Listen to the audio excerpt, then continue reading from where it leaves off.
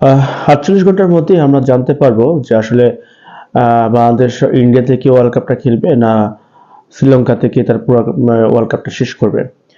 তো এমতো অবস্থায় আনঅফিসিয়ালি ভাবে আমরা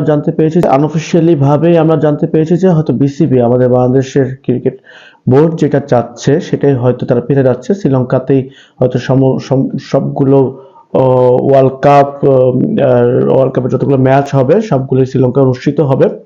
ভারত থেকে ম্যাচগুলো সরিয়ে নেওয়া হবে।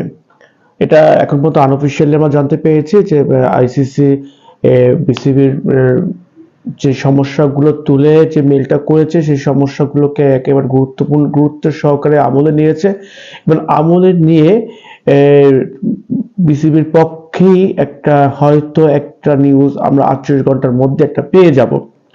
তবে আমাদের এর প্ল্যান যেভাবে আছে আমাদের হয়তো বি এর একটা বি প্ল্যানও রাখা দরকার আছে। সেটা হচ্ছে আসলে যদি এরকম হয় যে ৪টা ম্যাচের মধ্যে একটা ম্যাচ ইন্ডিয়াতে সেফ ভেন্যুতে হয়তো বিসিসিআই হয়তো করতে চাবেন, সেক্ষেত্রে আইসিসি যদি এরকম কোনো প্রপোজ রাখে বাংলাদেশের বোর্ডের সাথে, আসলে তখন সে বোর্ড আসলে কিভাবে আসলে ম্যানেজ করে নিবে।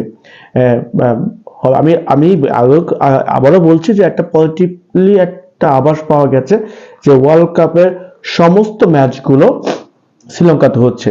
যদি তা না হয়ে যদি বিসিসিআই একটা প্রস্তাব যদি এরকম হয় যে সবগুলো ম্যাচই শ্রীলঙ্কাতে শিফট করা হোক, শুধু একটা ম্যাচ অ্যাটলিস্ট একটা সেফ ভেন্যু, একটা মধ্যস্থ ভেন্যু ইন্ডিয়াতেই হোক, দরকার হলে সেই ভেন্যুতে ওদিন কোনো দর্শনার্থী থাকবে না, দর্শক থাকবে না, কিংবা কোনো টিকিট বিক্রি করা হবে না, ক্রিকেটারদের নিরাপত্তার কথা ভেবে, বাট একটা ম্যাচ ইন্ডিয়াতে হোক, এরকম কোনো প্রস্তাব আসতে পারে কিনা। যদি এরকম কোনো প্রস্তাব আসে, কারণ এটা এর জন্য বলা, কারণ এরকম শোনা যাচ্ছে, এরকমটা গুঞ্জন আসতেছে যে এরকম কোনো প্রস্তাব হইতে পারে, হওয়ার সম্ভাবনা আছে। সেক্ষেত্রে আসলে আমাদের ক্রিকেট বোর্ড ওনারা কি ডিসিশনটা নিবে, তখন আসলে একটা টেকনিক্যাল প্রবলেমই পড়ে যাবে আমাদের বোর্ড।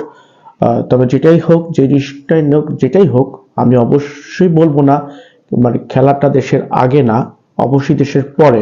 কিন্তু এটাও চিন্তা করতে হবে যে আমরা খেলার ফিউচারটা কি হতে পারে, ভবিষ্যতে কি হতে পারে, এটাও চিন্তা করে আমরা মনে করব যে আমাদের ক্রিকেট বোর্ড বিসিবি এটা ন্যায়সঙ্গত, উচিত, যুক্তিসঙ্গত একটা সিদ্ধান্ত দিবে।